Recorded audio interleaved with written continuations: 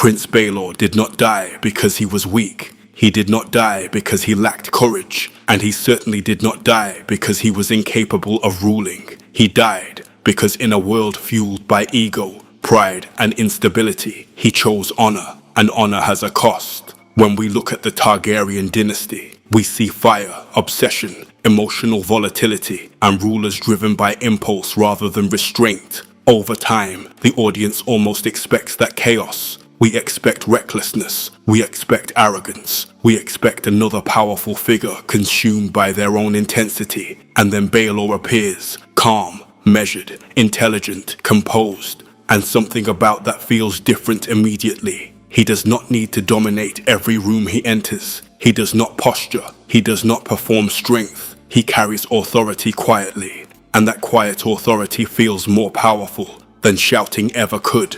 Because real power does not beg to be seen, it simply is.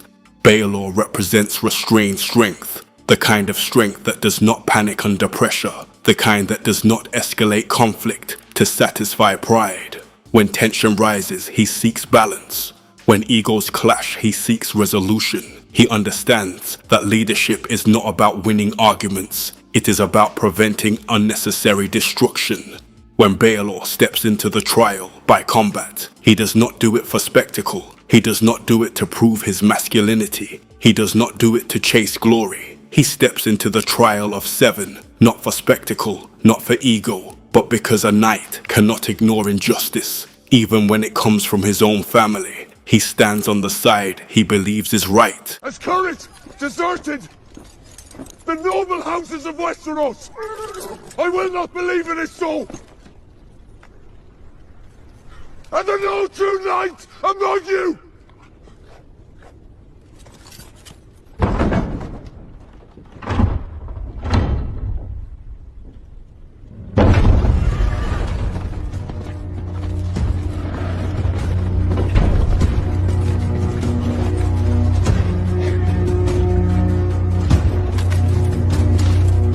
I will take Sir Duncan's side.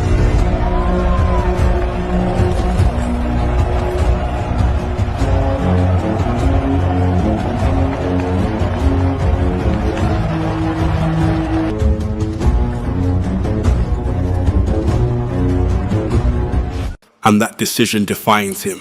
That is honor in its purest form. Not performance, not pride, not ego, but responsibility. However, unstable systems do not reward responsibility. They reward aggression. They reward manipulation. They reward those willing to sacrifice others to protect themselves. Baelor does the opposite. He sacrifices himself to protect the realm. And in doing so, he exposes the cost of integrity. This is why he had to die, not because the story needed shock value, but because stability threatens chaos.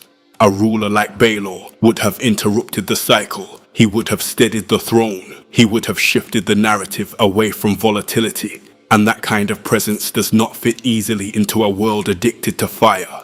His death is symbolic. It shows that sometimes the most principled person in the room does not survive the longest. It shows that wisdom does not always win in environments built on pride. And that is uncomfortable because we want to believe that morality triumphs. We want to believe that calm leadership prevails. We want to believe that good men are rewarded. But Westeros does not reward morality, it tests it. Baelor passes that test, and still he falls. And that is why his death lingers, because people are not just mourning a man, they are mourning potential. Mourning what could have been, the possibility of a different Targaryen future, one guided by intelligence instead of impulse, one shaped by restraint instead of rage.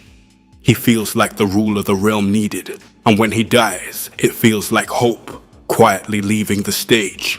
Of course, no character is perfect, and Baelor himself was not without flaws.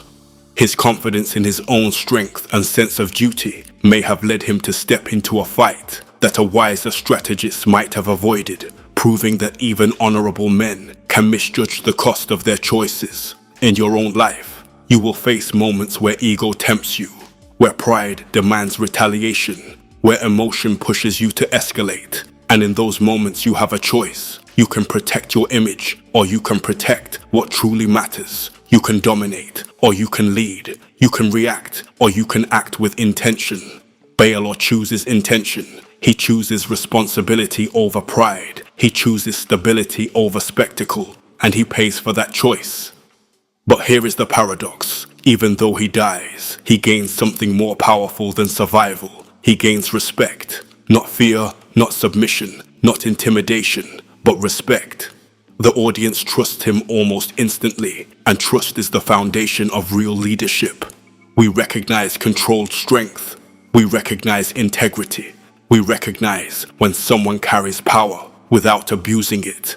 And that recognition is instinctive. Even in death, his presence in the show feels larger than many who outlive him. That is the true cost of honor. It may not protect you from consequences. It may not guarantee victory, but it builds something deeper, something lasting, something that outlives you. Baelor had to die because chaos demands sacrifice, because unstable systems often remove the very people capable of fixing them, because narratives built on tragedy cannot allow stability to dominate for too long. But his story leaves a question behind. When pressure rises in your life, who are you? Do you become reactive, defensive, loud, or do you become measured, deliberate, controlled? Do you protect your ego, or do you protect your responsibility? Baelor shows that honor is not weakness. It is strength under discipline. It is power that refuses to become reckless. It is courage without arrogance. And maybe the real tragedy is not that he died.